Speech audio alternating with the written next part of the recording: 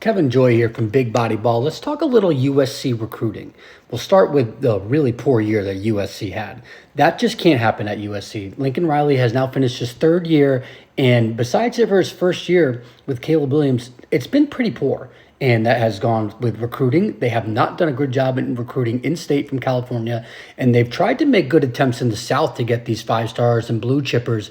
They end up committing, but a lot of them have been decommitting. So he hasn't been able to hold on to these guys from the South, and their roster construction has shown, and when we hit these big games, that they're not stacking up against a lot of these teams. They finished the year 7-6 and 9th in the Big Ten. That is not good enough for USC, especially under the third year of Lincoln Riley. On top of that, what does this say about him and his quarterback, right?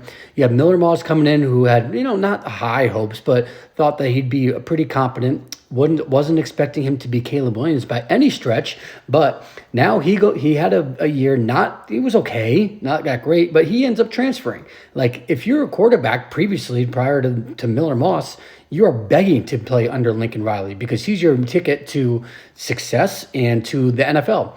And Miller Moss is just saying peace, kind of like Lincoln Riley here. I know it's fight on, but right now it's peace right now with Lincoln Riley. He's not going anywhere. He's got a $90 million buyout. So he's going to be there whether you like it or not for USC fans. He's staying there. Let's look at the transfer portal, what they got for the 2025 class. 21 outgoing, 7 incoming as of right now. It's just their roster has been depleted. A lot of people have just been exiting and have gone to seek different pastures. We just talked about their quarterback Miller Moss leaving. They lost Zachariah Branch and the Branch brothers both to Georgia. That was their most dynamic receiver. He had a really breakout freshman year and then hasn't really accomplished as much since then.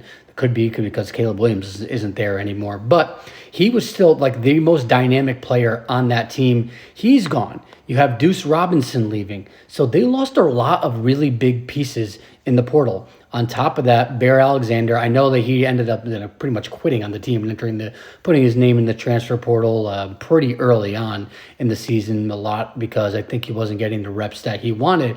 But still, he ended up transferring to Oregon. So clearly Dan Lanning and that Oregon squad still thinks that there's gas left in the tank with Bear Alexander. Now, if we look at their incoming transfers, they got Sam Ward from Utah, who maybe he's going to compete with Jaden Mayava at the quarterback position. So we'll see how that goes. But do any of those guys really scare you? And Jaden Mayava and Sam Ward, and not really. From a coach from Lincoln Riley who was just pumping out Heisman winners, Heisman finalists. It's been a pretty bad fall from grace over the past few years. And I think that run may be coming to an end because they have a pretty steep hill to climb. Now, also as the incoming transfers, they got Keyshawn Silver and Jamal Jarrett at defensive line. Now, that has been an area, their line of scrimmage has been their biggest problem over the past 3 years, and especially under the Lincoln Riley regime. Defense in general, but particularly up front and the line of scrimmage, that's been their biggest weakness. So you're bringing in 2 guys from the SEC, from Kentucky and Georgia, to hope to help bolster that. But you've done that before. You've gone this route. You took Bear Alexander. That didn't work. He's now out and he's going to Oregon. So am I convinced that this is going to work with them and they're going to come in there and compete and be game records? No, I'm not sold on that. And in recruiting, he's done a fairly decent job in the 2025 class. He ranks 13th overall, USC does. Their biggest get right now was their quarterback, which is great. So it looks like he's still got some pop, trying to lure some quarterbacks in, although it has been a little bit shaky the past couple of years, especially under Miller Moss. But you flipped Husson Longstreet from Texas A&M. Can he be the next piece under Lincoln Riley to be a Heisman finalist and showcase those quarterback skills that Lincoln Riley is known for? He certainly has the recruiting prestige to do so, a 5-star that they ended up flipping from A&M. So that is great. They also recruited Jakeem Stewart, defensive line, number 54 nationally from the South, from Louisiana. That's also good. Those are about the only 2 good, really solid wins that I see from this 2025 recruiting class from Lincoln Riley. He has not done a good job of recruiting California. Oregon is just eating their lunch in California. UCLA, in a lot of regards, is eating their lunch, which should never be the case. Your crosstown rival, UCLA. You're USC.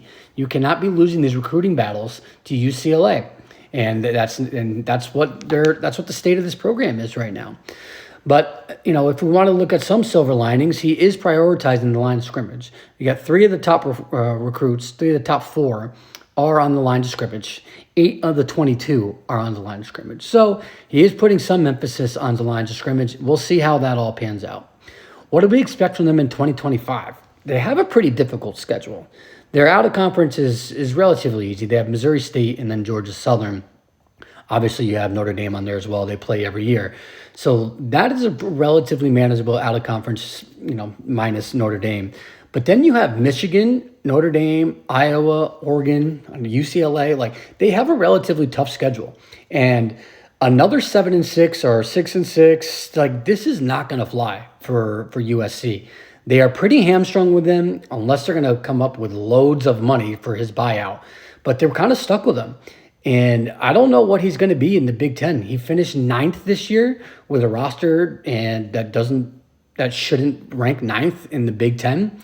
So I'm not sure where they go from here. It has been kind of an unmitigated disaster under Lincoln Riley in these 3 years. I don't know where his stock is and is for other programs that want him. There's also not a lot of openings right now. So I think he's kind of supplanted into this USC role. I think overall I've been pretty unsatisfied, and that's not a hot take or anything with what Lincoln Riley has done. I think a lot of the shine has worn off, and now we're entering year 4, and he's has a recruiting class and a transfer portal that really isn't all that impressive and doesn't give you a lot of hope into what the future of this program looks like.